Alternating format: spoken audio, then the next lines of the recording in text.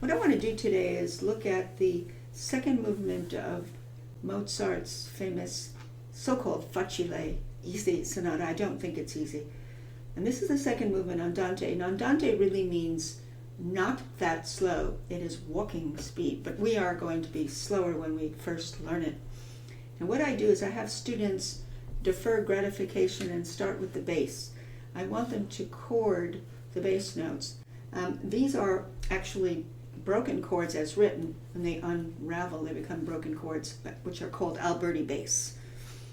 But I have them block the chords first, and what I want them to do is have the sensation of them floating across, not each chord going up and down. So if they, let's say, have the same chord twice, I want them to play it once and think across to floating that chord so it doesn't become vertical.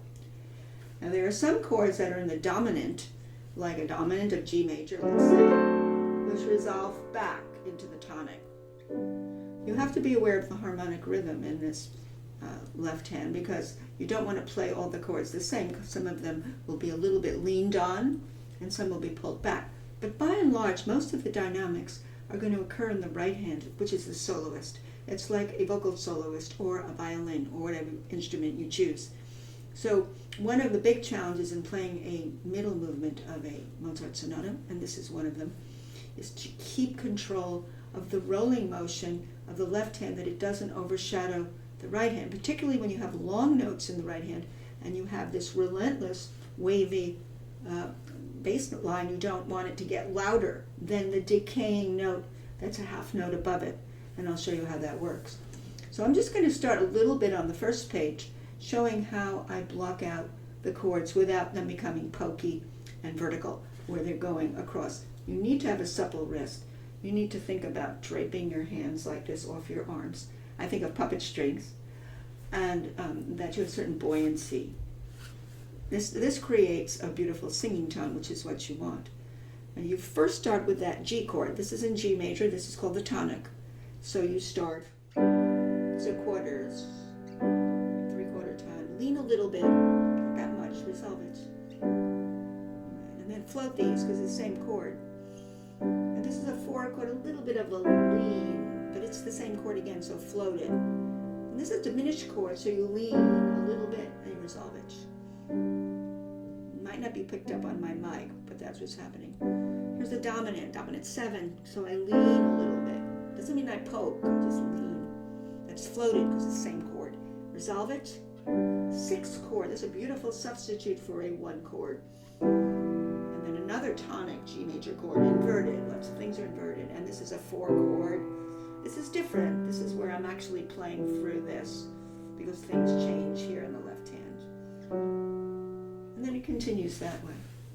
So you can see I'm very careful about the supple wrist so that I don't get a chord with a stiff hand that becomes a pencil point chord, because that will offset the beauty of the flowing melody, which is upstairs. This is a cushion of harmony. Keep that in mind.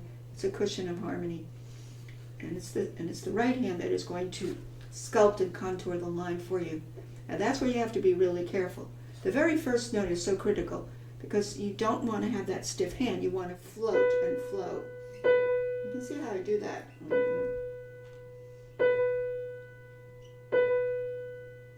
That kind of flowing arm in a supple wrist allows me to have the elasticity to go and continue across, so I don't get locked up.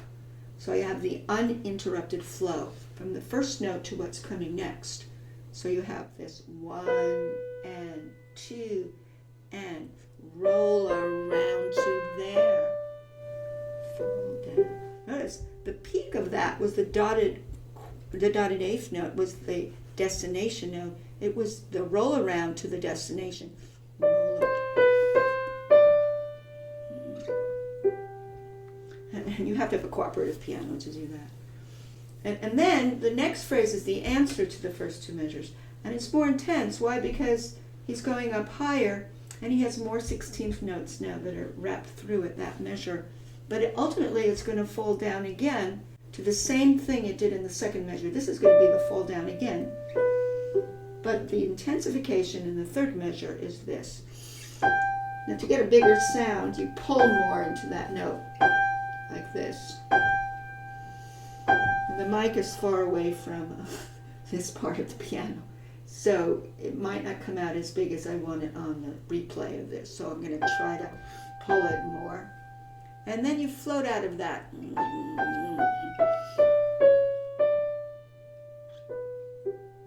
So I want more arm weight. I want more arm weight on all the way across to this. Arm weight, then less arm weight. So I had a lot of arm weight through the 16ths coming out of that beautiful first G, that high G. But then I relented and I withdrew the arm weight when I came back to this. Now if I put chords under this, let's give you an example. And I go back to the beginning and I now add the supple chords and the sonorous floating horizontal chords to the melody. I'm going to do this and still go deeper into the melody, of course, than the harmony. So how do I balance that? Less. Roll. Down to less. I keep the pedal down. Then I go less. Lean.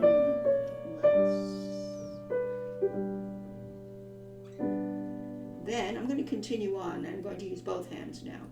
Now this has to fall down to less. Now we have a crescendo. Now these are play detached, but not that short. We're going to the 6th chord. That's a big surprise, that 6th chord. Now this is deeper in the keys. These are sequences of groups of 4s. You want to get the rolling 4s. Rolling, rolling, rolling. Now, so what I do is the peak of this is this one, but then each one is less. Let's get the fingering. Rolling in 4s. And.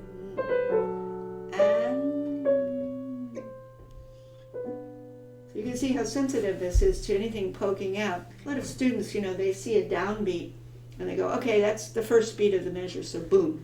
You're going to be real careful because you've come out of a dominant. This is a dominant. This was a suspension to a dominant. And still dominant in my ears. Resolve it.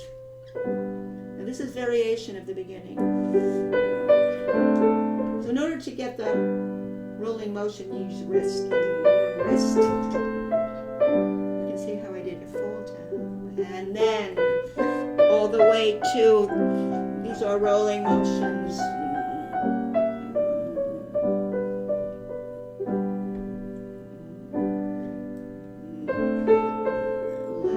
Crescendo to the G, the 6th chord, but even more here, upstairs.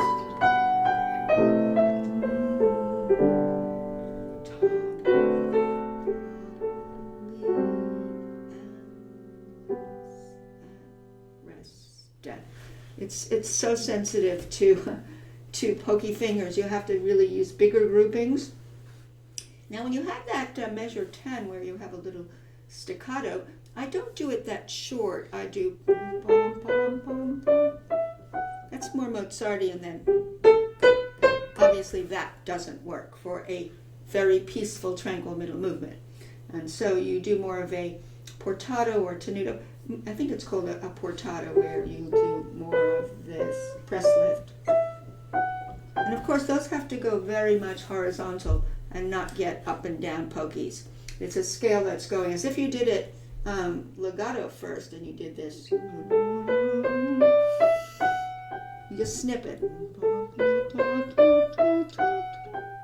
So I use that as a model, as what it would be like to shape it in legato. Now just snip it out and keep the shape. And that's true when you do scales too. So you don't get that scared of detaching the notes, but you stay pretty much hovered over the notes, but you shape it the same way. The second G is lighter, and it goes to here. And you have a little dissonance.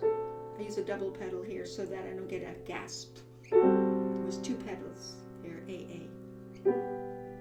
So here, pedal, and remember, whatever you're doing with pedal, or whatever, is the arm weight transfers, and how much weight is coming down your arms through your supple wrist is really crafting your dynamics. Pedal doesn't give you the dynamics. It makes it warmer. You have to use the pedal judiciously with Mozart. So this is pretty much it. So the chording is very important, even if you did the whole thing with chords. The chording is really important to this.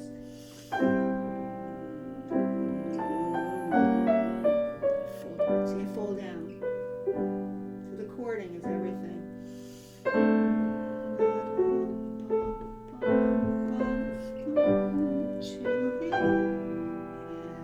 Most here.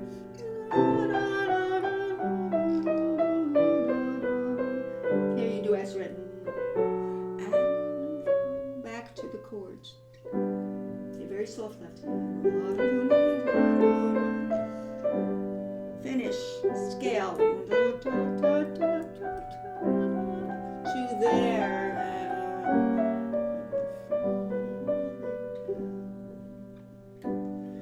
Lean a little less and very long to the G. Big. Upstairs is big, not the left hand.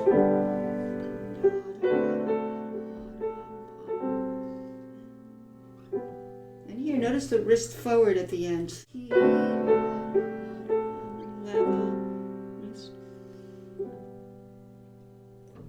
So that's part one. So you can see now when you go to the other parts, you're going to do the same thing. Just to give you an idea, you'll be doing the same thing with the chords first.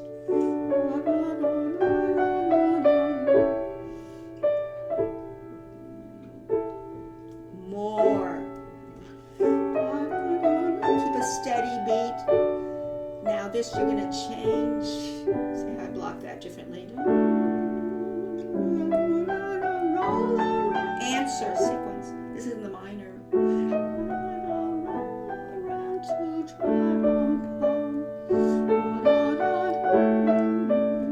Lean and less. And this is a transition back to. So here's the chording, it works. The scale goes all the way to the A. Then falling back to. Lean a little. Use traction here to the sixth chord. Most right hand.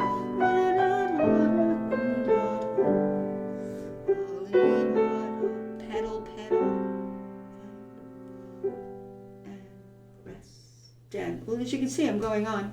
But I'm doing this preliminary of the chord blocks against the melody. When you go into the unraveling, you know how to tone it down and really bring out the melody like this.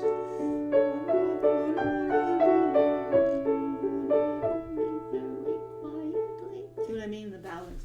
Now this new part, when it goes from the major to the, you have to make a huge emotional mood switch, which is very sad.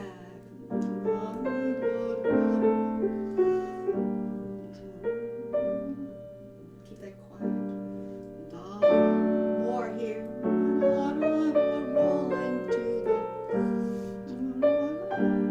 Now it's getting more intense. Going to the major here, B flat major. Sequence. Did it less.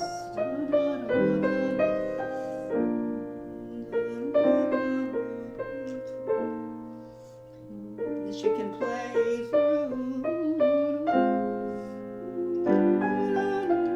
C minor. More intense. Diminished chord. More and so. Now this is the climax of this movement. Definitely. Then it comes down. Bring it down again. Bring it back.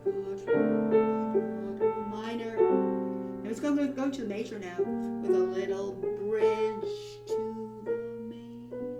Make it pretty. Back to. You can see. Like the beginning, more here. Roll around to Anyway, this gives you an idea of what this is all about. The only thing that's going to be a little bit different is the coda, which is the very end. This one's new material, where he does this at the very last page. F major, C major, now to dissonance.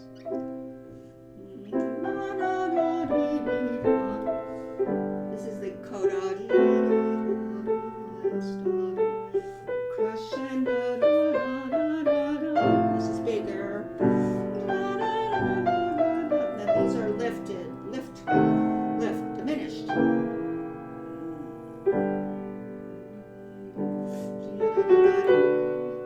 This is very tricky. 4, 3, lean and then sol, lean, and nothing. So I hope this helps you. That chording of that left hand is critical to what's going to happen when you unchord it and unravel it, because you are going to keep that left hand down and become very sensitive to sculpting your right hand, getting most of your crescendo and decrescendo through arm weight transfer, supple wrist, and grouping notes.